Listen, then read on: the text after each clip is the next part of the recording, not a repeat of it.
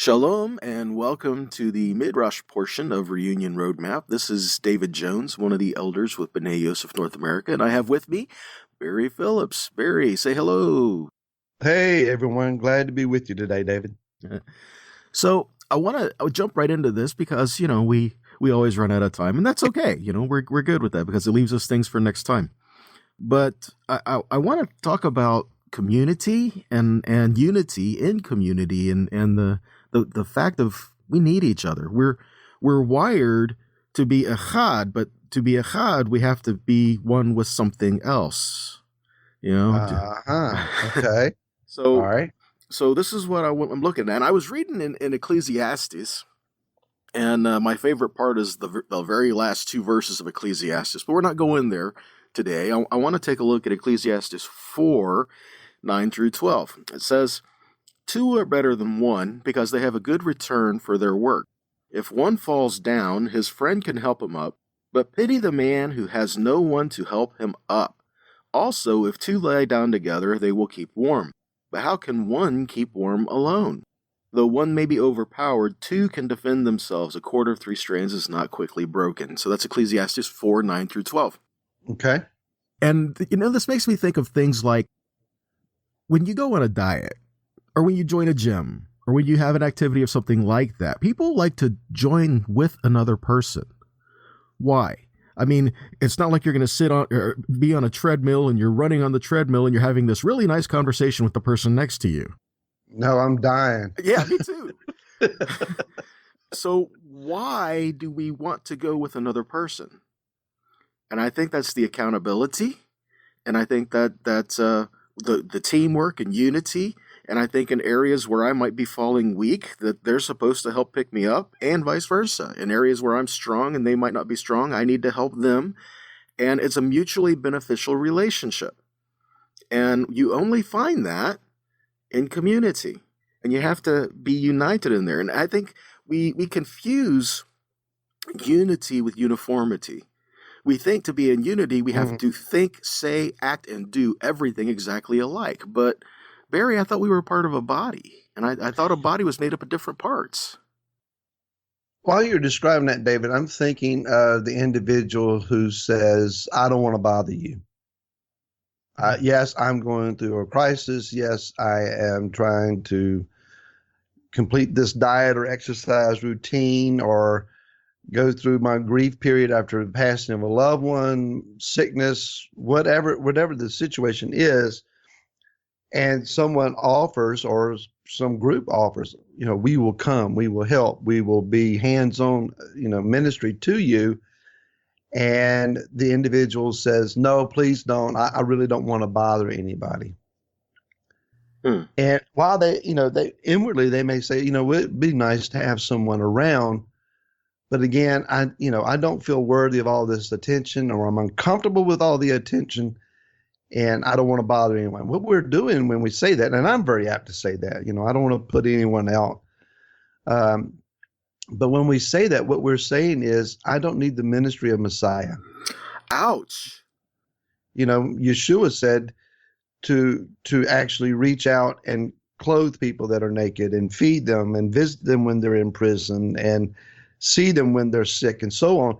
And as much as you've done it to them, you've done it to me. Well, when someone tries to do that and we say, no, please don't bother, we're rejecting the extended hand of Messiah to ourselves and saying, I don't need you.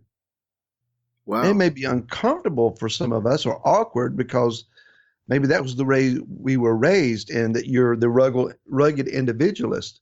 And there's a lot of that in this nation. But the body needs to be able to help itself and minister to itself. So I got a hand over here on my left with a wound that's open and bleeding, but it's saying to my right hand, please don't dress the wound. Please don't pour any oil in. Don't do anything to heal me. Just let me lay up here and suffer, and I'll be all right after a while. Well, then the body uses the use of that hand. As long as the individual's out there suffering and trying to recuperate or trying to recover on their own, we're losing the ministry ability of that individual. And maybe they're not looking at it that way. And then what about the blessing that is given to you when you help somebody else? There's always a blessing in extending, and I'm going to say it this way, extending love to one another and helping each other out. And we think that, we need to be part of a body, but understand, we live in communities and not everybody believes or thinks the same way we do. But that doesn't mean that you're not part of your community and your city, does it? No, no. And so we do have an impact in our community of things and people around us. So we should be showing the work of the Messiah there as well.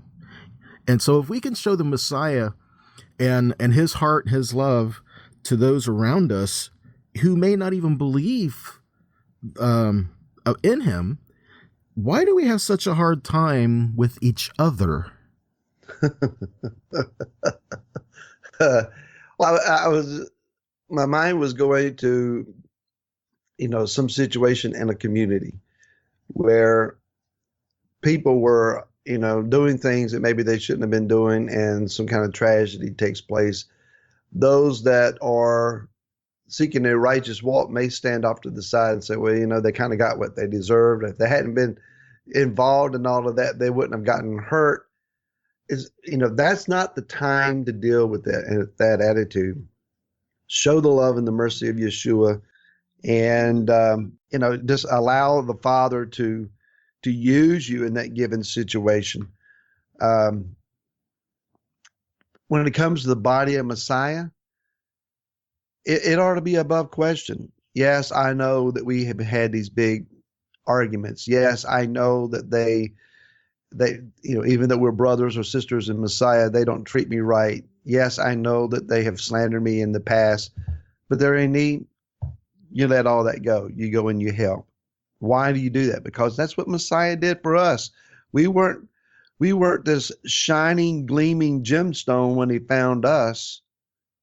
We were a hunk of dirt, and he knew what was on the inside. And he still loved us and still extended his life toward us. Absolutely. Absolutely.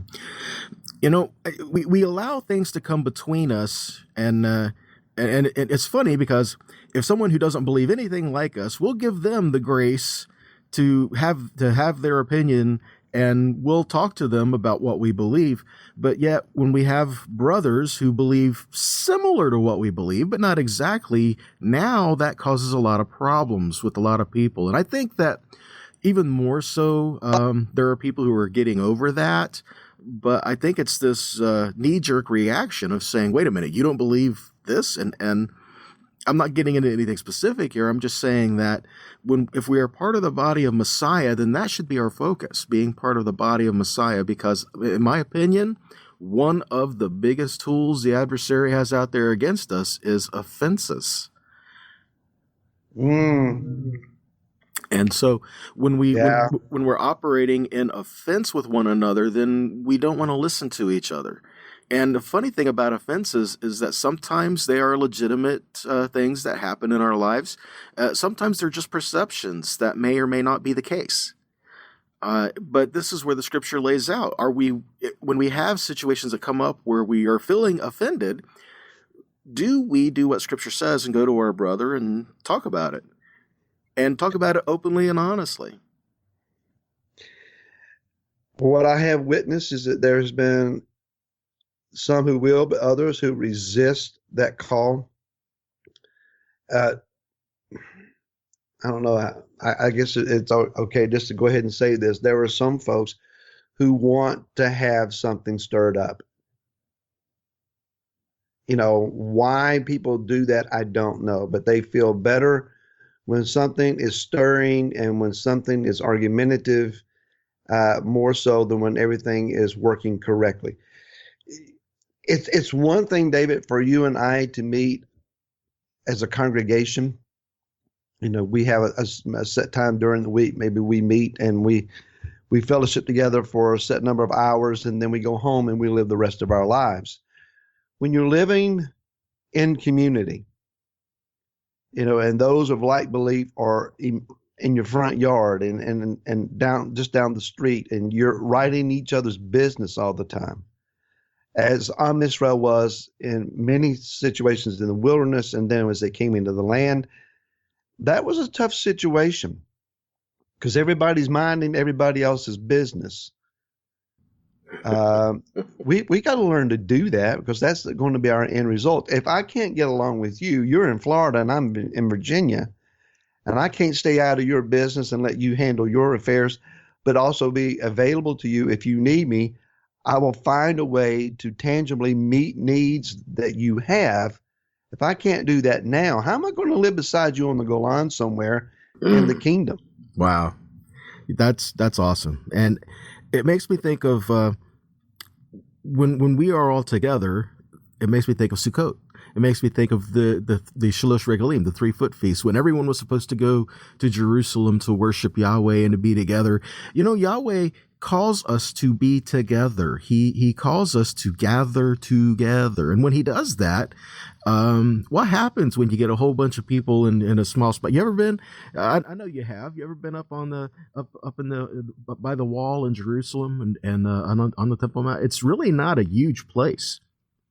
And imagine thousands and thousands of people being in this really, confined area, and it's hot, and and the kids might get cranky. The pilgrim feasts are not in the cooler times of the year in Israel. No, especially like Shavuot, and it's right at summer, So when we're gathering together, we really get to see each other's imperfections. And that gives us the opportunity to either walk in offenses with one another or to forgive one another and to help each other out.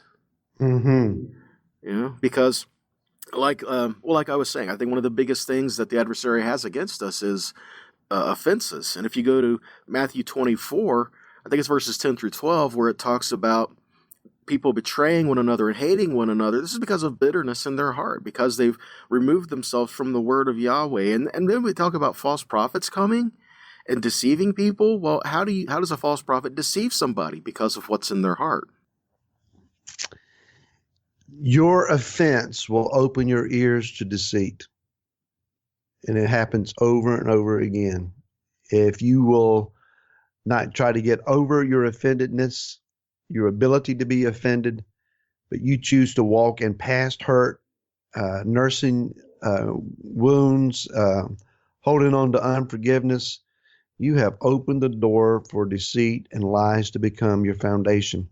And it will absolutely destroy you. The problem is you'll see that false prophecy as your security and lifeline and your newly discovered truth, and you'll pass that same stuff off to somebody else. Mm-hmm. Yeah, I think this points back to the idea of we do better together. And I understand, there's really not a lot of people in this walk like this or that think or believe like this. But I believe that's changing. And we need to be on the lookout for our brothers and sisters. We need to meet with them. We need to walk together because we walk better together. Back to Ecclesiastes, 4:10. If one falls down, his friend can help him up, but pity the man who falls and has no one to help him up. Wow. Well, unfortunately, David, there are many among us who don't know how to be healed, don't know how to live outside the ditch. If you get them out, they revert back to because that's all that they've known. That's the only way they know how to live. They don't know how to walk in victory. So it's up to us to have patience. And when they've jumped back in the ditch, get them out again and love them. It hurts. It's frustrating. But it's somewhere down the road, you'll need them as much as they have needed you. Well, so, Barry, I think that is an excellent closing thought because we are just about there. So I think it's a good way to wrap everything up. So, guys, when you're listening to this program and these broadcasts, we want to hear from you. We want to get feedback from you. So please let us hear from you at reunionroadmap@bneyosefna.com. And let us know what you think of the program. Let us know any questions you may have, things you might want to hear being discussed, or interviews, or anything that you would like to hear from us. We want to hear from you. All right. So thank you for tuning in, and we hope to catch with you next week. Shalom, y'all. All right. Shalom.